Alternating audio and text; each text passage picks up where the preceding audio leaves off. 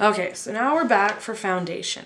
Now, if you were going to do for pictures or to be filmed or whatnot, you're going to want to get some Smashbox Photo Finish. I'm sure there's plenty of better stuff at MAC.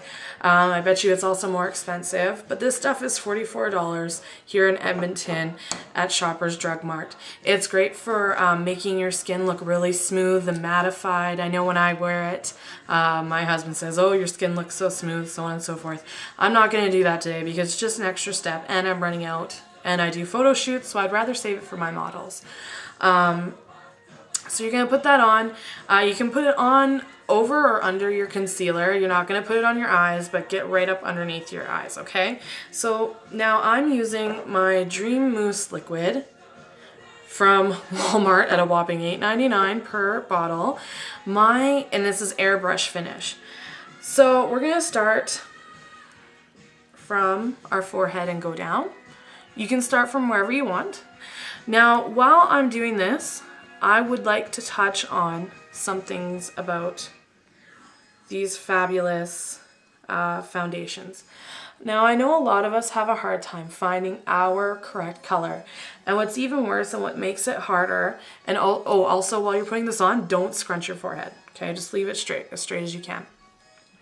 And also make sure that when you're putting on your foundation, you're not going up into the skin because your skin is actually really tiny scales.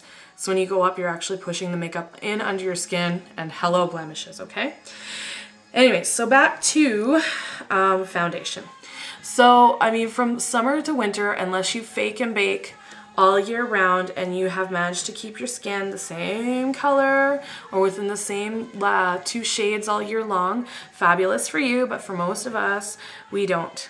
So what you can do instead of spending trillions of dollars trying to find your shade for every different time of the year, what I want you to do is go out into the big wide world and get yourself 3 foundations.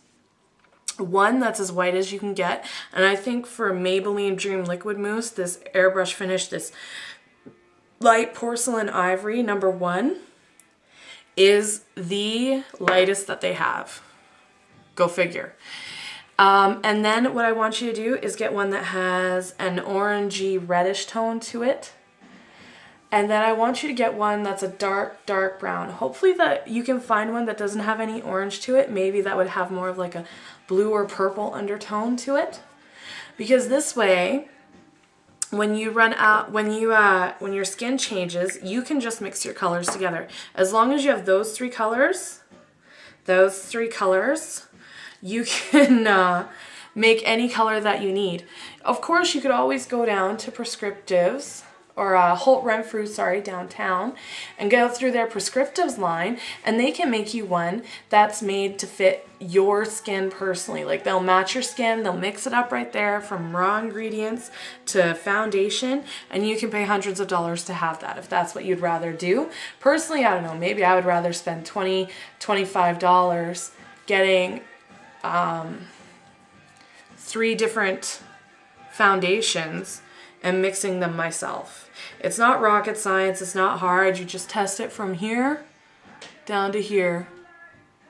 And then what I do is I just touch it a little because it helps it dry. And obviously you're not going to put it on one fell swoop and just like this all over your face, right? Obviously not. You would run out of makeup.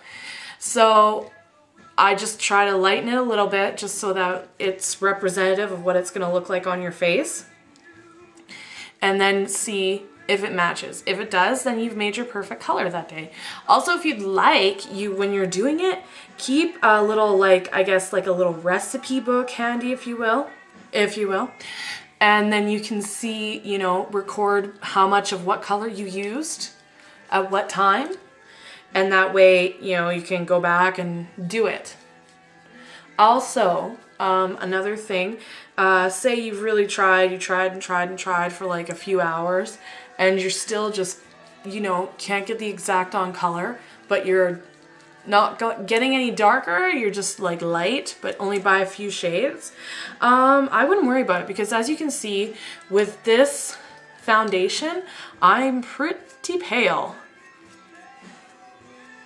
And that's okay because I have a fabulous bronzer and I have a fabulous blush, and that'll really just blend it all together. Okay, now you saw that I did my ears and my neck. Well, the reason I do that, puppets, is because when these girls go around with their makeup from the summer, the foundation that they bought for whatever reason, because they don't want to admit to themselves that, hey, your tan is gone, or, you know, they can't afford another one or whatever. And if they had only went out and bought the 3 foundations like Christina told them to, then they wouldn't have this problem. But no, they decided to keep with that. So now they have these orange masks because they don't blend down. You have to blend down, and you have to get your ears.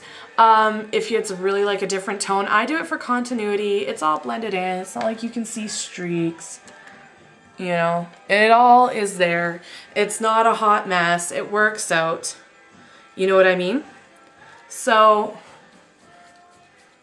especially if you're going to use a foundation that's darker than your skin by 3 or 4 shades, it's noticeable. Like, we can all tell you're going around with orange freaking foundation on. We can all see it. Just everybody's too polite to say anything to you.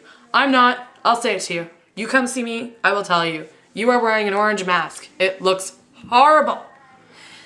So, another, just one thing I want to touch on, another advantage to using a brush is it's a lot easier to blend. So if you have like streaks on your face, you just go over it again. Get rid of it. Get rid of the streaks. When you have a sponge, the sponge soaks up most of your product. So you're using more product, but you're not getting the most use out of your product because most of it's sucked into your sponge. Also, your sponge harbors more bacteria and whatnot because it's harder to clean your sponge. It's porous and it's picking up, like, say, some dead skin cells, whatever, you know, it's getting moldy because there's old makeup in there. So if you're not changing that sponge every single day, what do you got, right? See, I have a sponge here and I don't even use it. I'm sure I'll use it one day for blending something out or whatever, but I don't even use it.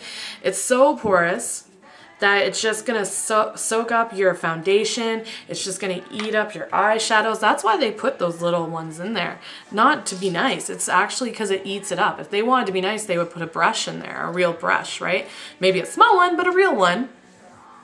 Also, when you use your hands, it's not an even coverage because your hands are textured. You have fingerprints, you have these lines here. So people doing this is not going to put it all in properly. I know there's some makeup artists who do it and it works fabulous for them, and that's great if it works for you. For me, I don't agree with it. So if you're gonna take my advice, don't do that. Also, when you're doing this, what are you doing? You're pushing it up into your skin. Well, so we're just gonna push up makeup into our pores, into the scales to get blemishes. Thank you, right? Okay, so that was foundation, okay? So we're gonna come back for blush and bronzer. Done.